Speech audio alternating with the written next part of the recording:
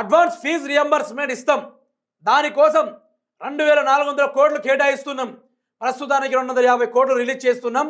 దరఖాస్తు చేసుకున్న నెలలోనే ఖాతాల్లో జమ. విద్యార్థులు చదువుతో పాటు నైపుణ్యం పెంచుకోవాలి. ఇంగ్లీష్ ఒక్కడే కాదు, జపాన్, జర్మన్ భాషలు నేర్చుకోండి. కీలక వాక్యాలు చేసిన ముఖ్యమంత్రి రేవంత్ రెడ్డి. నక్లెస్ రోడ్డులో మహాత్మా జ్యోతిబా పూలే, సావిత్రిబాయి పూలే విగ్రహాలను ఆవిష్కరణ. అంటే ఇప్పుడు ప్రతి ఒక్క నిరుద్యోగులు ఫీజు రియంబర్స్మెంట్ మీద ఆధారపడిన ప్రతి ఒక్కరు ఇప్పుడు ఎమ్మెల్సీ ఎన్నికలు, గ్రాడ్యుయేట్ ఎన్నికలు వస్తూ ఉన్నాయి. ఇప్పుడు దానికోసము ఈ రేవంత్ రెడ్డి అనే వ్యక్తి నానా తంటాలు పాటలు పడుతూ ఉన్నాడు. మొన్నటిదాకా రాలా ఫీజు రియంబర్స్మెంట్ గురించి అసలు నోరే బయటిది ఎలా ఈరోజు తీస్తూ ఉన్నాడు.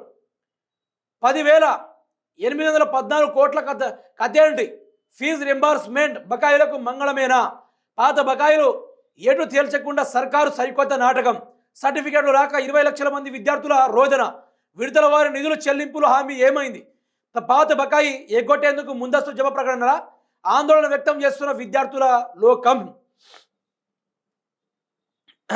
అయితే సోదరులారా, ఈ రేవంత్ రెడ్డి నేను చెప్పిన కదా, పాత బకాయిలు ఎగ్గొట్టి ఇప్పుడు ఫీజు రియంబర్స్మెంట్ని ఏదో చేయాలి, ఏదో కొత్త రూట్ గుంజుకోవాలి కాంగ్రెస్ అంతా. వీళ్ళ డ్రామా అంతా వీళ్ళ డ్రామా. ఈటల రాజేందర్ గారు చెప్పినట్టుగా ఇంత వేధించే ప్రభుత్వాన్ని నా జీవితంలో చూడలేదు. బ్రోకర్లు, అధికారులు కలిసి భూములు కాజేసేందుకు 22A కుట్ర. అపార్ట్మెంట్లను కూలుస్తూ పేదలను భయపెడుతున్నారు. ఉచిత రేషన్ కేంద్రమే ఇస్తుంటే కాంగ్రెస్ డబ్బా కొట్టుకుంటుంది. ఎంపీ ఈటల రాజేందర్ గారు ఆ డబ్బాలు ఎప్పటి నుంచే మొదలైన కానీ చూద్దాం. కళ్యాణ లక్ష్మితో పాటు తులం బంగారం ఇవ్వాలి. కళ్యాణ లక్ష్మి షాదీ ముబారక్ రద్దు చేసే కుట్ర ఆపాలి. బీఆర్ఎస్ మహిళా విభాగం డిమాండ్. అంబేద్కర్ విగ్రహం వద్ద కోడితో వినూత్న నిరసన. వాళ్ళు ఇనుప కడ్డే ఇయ్యరు, ఇనుప కడ్డి కూడా దిక్కులేదు వాళ్ళకు.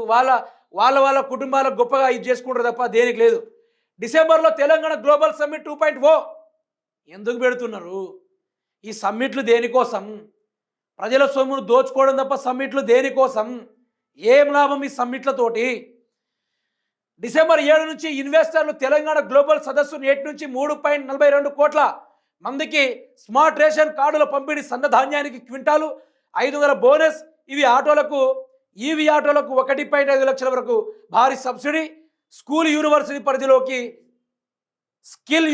పరిధిలోకి ఐటీఐలు, పాలిటెక్నిక్లు 2100 కోట్లతో కొడంగల్ ఎత్తిపోతల ఫేజ్ 2 పనులు కేబినెట్ నిర్ణయం.